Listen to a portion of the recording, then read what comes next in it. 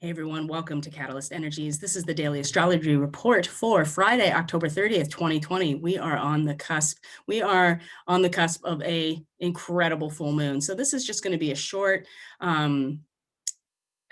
synopsis here of what we're dealing with today, because there's going to be a much more extensive report coming out for the full moon and the election chart that is going to be on the 3rd of November, and really the rest of this lunar cycle that started with the new moon at 24 degrees Libra conjunct the fixed star Spica. So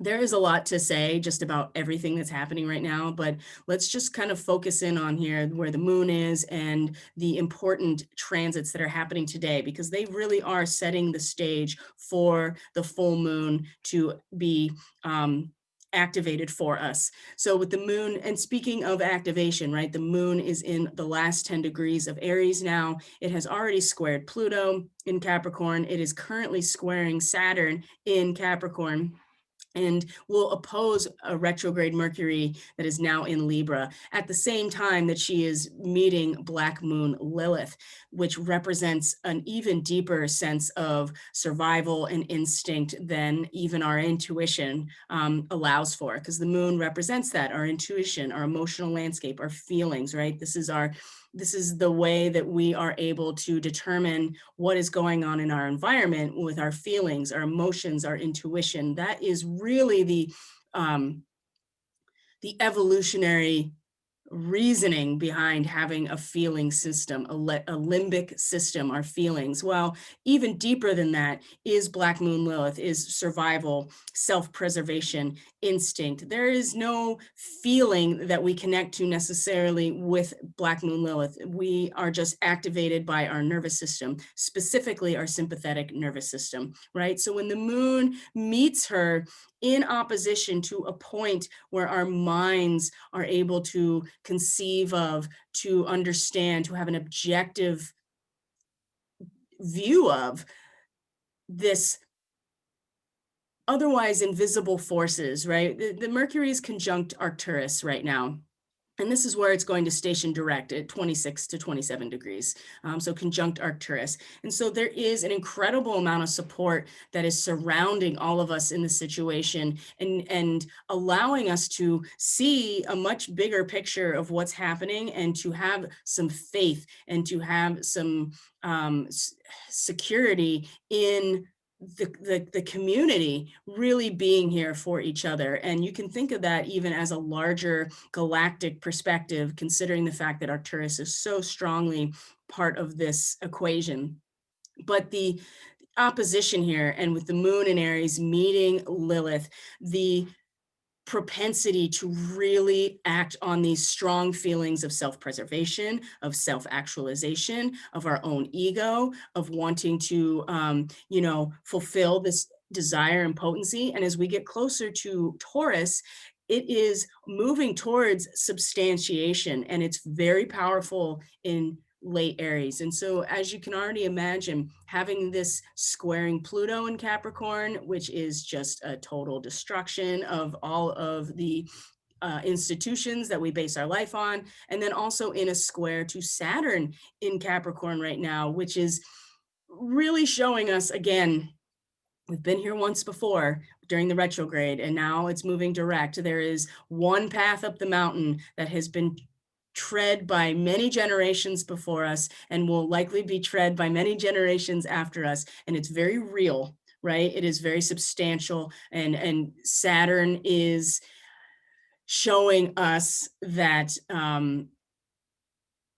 it takes focus and drive and responsibility to really make it up to the top of this mountain. But at least there has been a path laid out before us as a result of all of the cultural and institutional aspects that have come before us, right? So we individually, so activated to want to birth something new, to create something new, to initiate something, to actualize ourselves, and eventually substantiate it.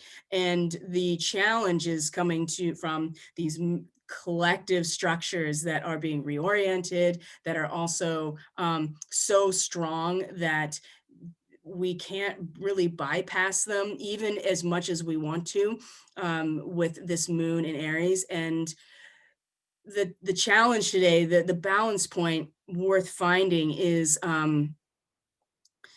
realizing that this allows us to survive, right? This moon meeting Black Moon Lilith, and wanting and emotionally feeling this drive to self-actualize, to address what isn't working, to take responsibility to a certain extent for everything that we're creating. This keeps us safe, and coming into a feeling of wanting to self-actualize and to also be, there's a reason that fight or flight exists, is because it keeps us safe. And so there are benefits to the situation. So we don't want to completely bypass this either, right? And just be like, oh, we're all going to be taken care of. There are invisible forces around us that are supporting this process. Yes, that is absolutely true, and will become very obvious when Mercury stations direct on election day. But in the meantime, it's important that we don't give our power away to one side or the other. The challenge is to find the midpoint here in order to have that balance within us, okay? And this self-actualization, this connection, this emotional connection to a drive for self-preservation is going to carry us through what promises to be incredibly disruptive and radically transforming times with a full moon conjunct Uranus. So today, you can feel the agitation really reaching a fever pitch. You can feel people really questioning if they're going to be able to get through this. People really feeling the strain of all of this potent, fiery energy that wants to be directed somewhere. And we can really do ourselves a favor today and find this fulcrum between this really objective and mentally balanced recognition of the community as a whole and the otherwise invisible forces that are here supporting all of us. This is in our minds, this is in our expression, right? This is the way how we communicate and how we learn with Mercury. It is the realm of the mind.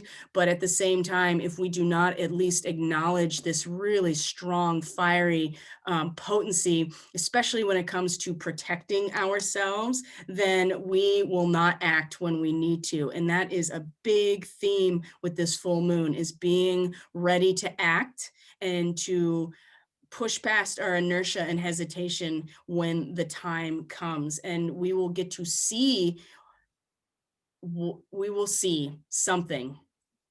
It may be different for all of us. It may be the same for all of us. Who knows? But it will provide that radical transformative power that allows us to see what we value, right? And to see what we value, and to realize our ability to create happiness even in the darkest of times, because we can sit and act, or not sit and act, we can stand up and act out of instinct, self-preservation, out of potency and desire. All of those things are important as well. But when the moon moves into Taurus, it's going to become inert in a way. It's going to be like, I can just like nestle into the soil now.